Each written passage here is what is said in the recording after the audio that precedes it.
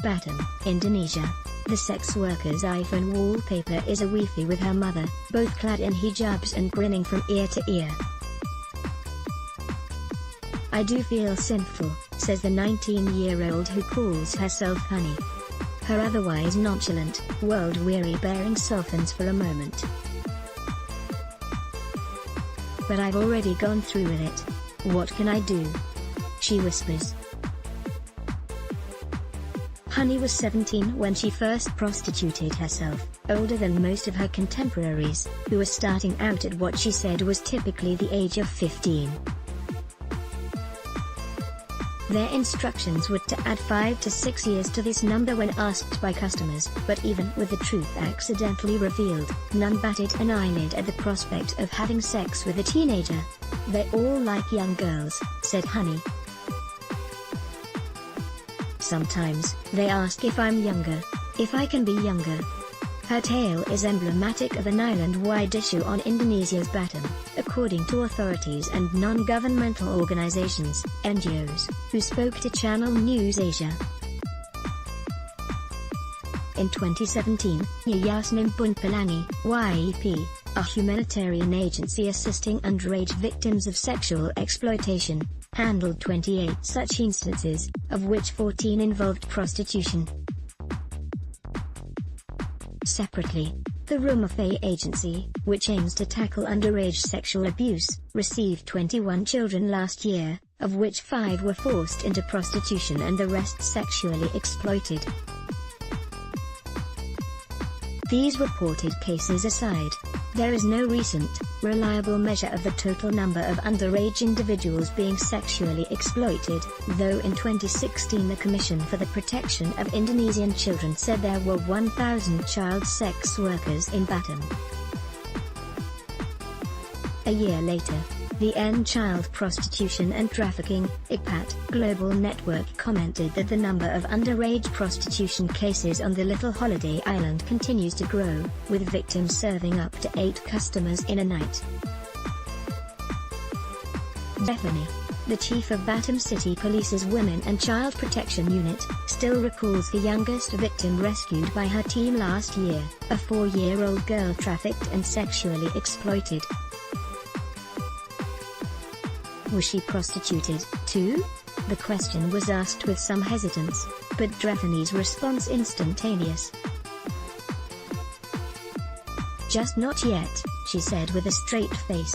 Close 1-3 pop-up sex work, in general, remains illegal in Indonesia, where there is no official age of consent but men can marry at 19 and women, 16. Rumah Faye estimates there are some 300 brothels littered throughout Batam, with most masquerading as karaokes or massage parlors. These are technically allowed to operate as business or entertainment outlets, but will be served a letter of notice should any illegal activity be detected by police.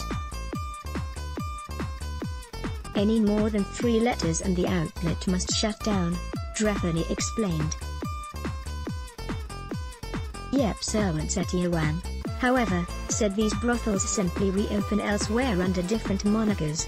Close down 1-3 more will pop up, added Hussaini Tarmitsi of the Yayasan Mitra Kesehatan dan Kemanusiaan, YMKK, agency.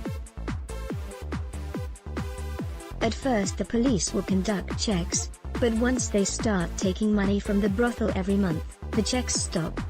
This YMKK shelter in Batam has an in-house clinic and facilities built with children in mind. Photo, Justin Ong. Youngsters rescued from these brothels are typically rehabilitated at a shelter first, for no more than 2 weeks, as mandated by the Indonesian government, before being sent home. For at least 6 months after, organizations like Rumah Faye will attempt to keep monitoring their progress via phone calls. Their situation makes them not trust other people, so it takes a while, said Rumah Faye's Dewi Astuti, recalling how her toughest nut to crack was a 13-year-old girl, whose pimp had also made her addicted to drugs to tighten his grip on her. The government-funded YEP has also attempted to reach out and educate rural communities where most of these children are trafficked from. But all the NGOs acknowledge their work has already been largely undermined by the current trend of online prostitution. You won't find child sex workers at brothels anymore. They're sent straight to hotels, and it's harder to track down, said Dewey. Acknowledging that YEP has yet to help any victims of the online trade, Irwin observed, hotels in Batam generally close an eye to odd sightings like a grown-up customer bringing a child up to the room, or a lone child being sent to the hotel by pimps. You can do all that and the reception won't say anything. So now, we're trying to work with hotels, to get them to tell their staff what to do. Drathamy said her team of 9 were also working with colleagues in the cyber department, while attempting some policing of their own on popular social media channels like Facebook and WeChat. There's a limit to what we can do, beyond prevention and helping victims, said Owen. It's the demand side that needs to be worked on.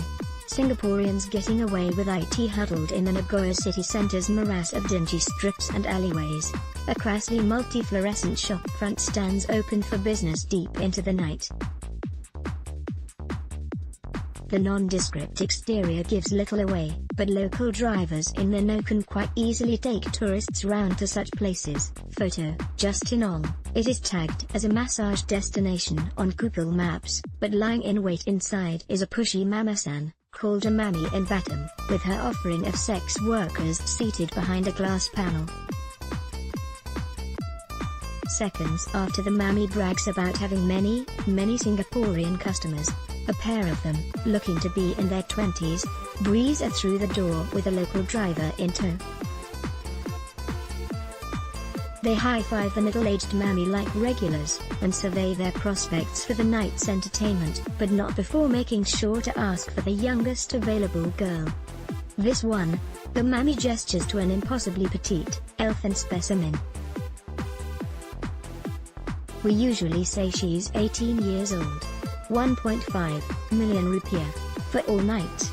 Don't have younger? One of the Singaporeans asks, as he sizes her up intently. In the mirror, customers can be seen negotiating with the mamasan while in front of them. The brothel's workers sit inside what's commonly known as a fish tank. Photo, Justin Ong. Scenarios like these are the reason why YEP and Rumah Fair have been calling for Singaporean NGOs and even government bodies to work together on stemming the flow of sex tourists carried to Batam by the short, 40-minute ferry ride. There are also no recent, detailed figures for Singaporeans or tourists seeking underage sex in Batam. Last year, ICPAT reported anecdotally that consumers of trafficked children were locals from Batam as well as foreigners from Malaysia and Singapore. Many middle-aged Singaporean men, above 40 years old, who are called apek, visited Batam for sex with children between the ages of 13 and 17 years. They were usually facilitated by brokers who were taxi drivers to access these child prostitutes, the global organization stated. It is hard to eliminate child prostitution in the island due to high demand. All the NGOs interviewed said most of the child victims they helped in the last few years had named their exploiters or customers as mainly hailing from Singapore, and Honey claimed she had entertained more Singaporean customers compared to any other nationalities. Channel News Asia also obtained police and NGO reports of Singaporeans who had recently engaged in various forms of underage sexual exploitation. Muhammad Azri Sapian was one such case.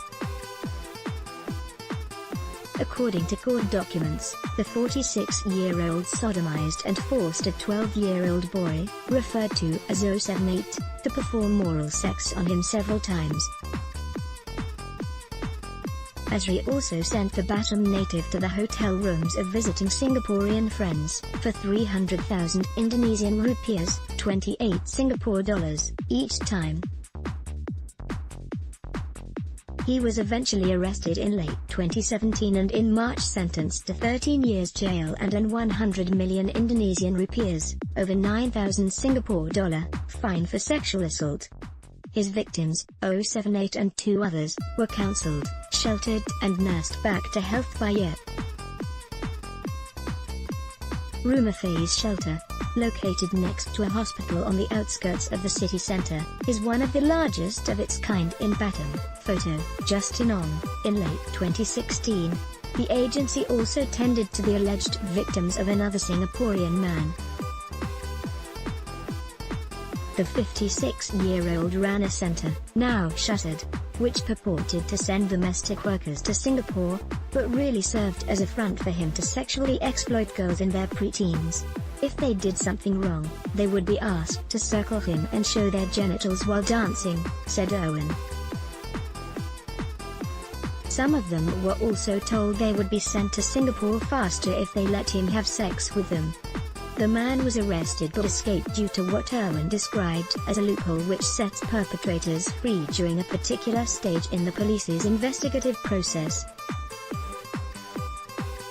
He could even have cleared immigration to Singapore if he wanted to, and today his whereabouts remain unknown, though provincial police have since closed the case and sent the victims home.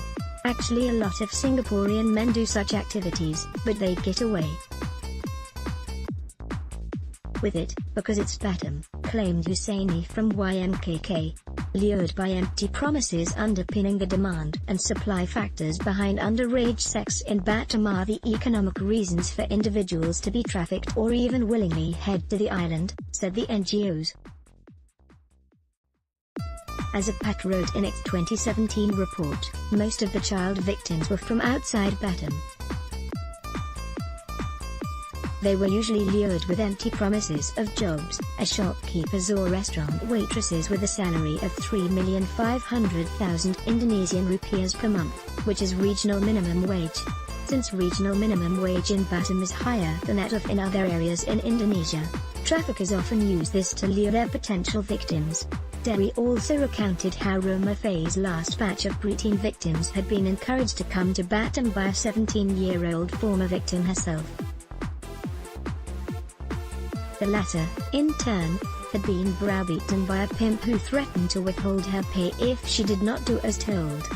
It's really hard for them to get away, said Dewi. They come here by plane ticket, which the pimp pays for. Then they also must pay to stay at the brothel. The pimp will always say they owe him money, and he will charge everything at twice the normal price, while taking a cut of their pay. If they do something wrong like argue with the pimp, their pay will be cut too. End of the day, it's as good as not getting any money. In YEP's most recent case, a 13-year-old sex worker who charged each of her customers 300,000 Indonesian rupiah had to give 200,000 to her mammy each time.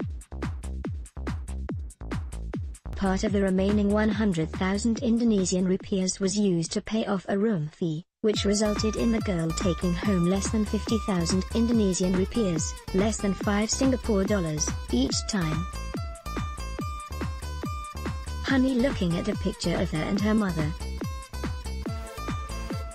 She never knew her father, and says that if the rest of her family discovered what she really does for a living, they would be very sad. Photo, Justin Ong. In Honey's case, she works every night of the week on a 3-month contract, and is largely dependent on tips to pay off an 1.5 million Indonesian rupiahs, 142 Singapore dollar, debt, part of which was slapped on her just for arriving late for her flight to Batam out of Bogor City, where she previously worked. If she cannot settle the debt before her contract runs out, she will not be allowed to go home to Jakarta and her mother and 5 brothers, who till this day believe she works in a cafe in Batam. I'm just going through with it to earn money, so I can send it back to my family and support them, said Honey, who never finished primary school. If possible, I don't want to carry on as a sex worker, but since I don't have the qualifications, this is the best I can do now. Even if I can get out from this life, and do something else. If that doesn't work out, will I have to return to sex work? I'm not sure. I just hope I can meet a guy who likes me and takes me away.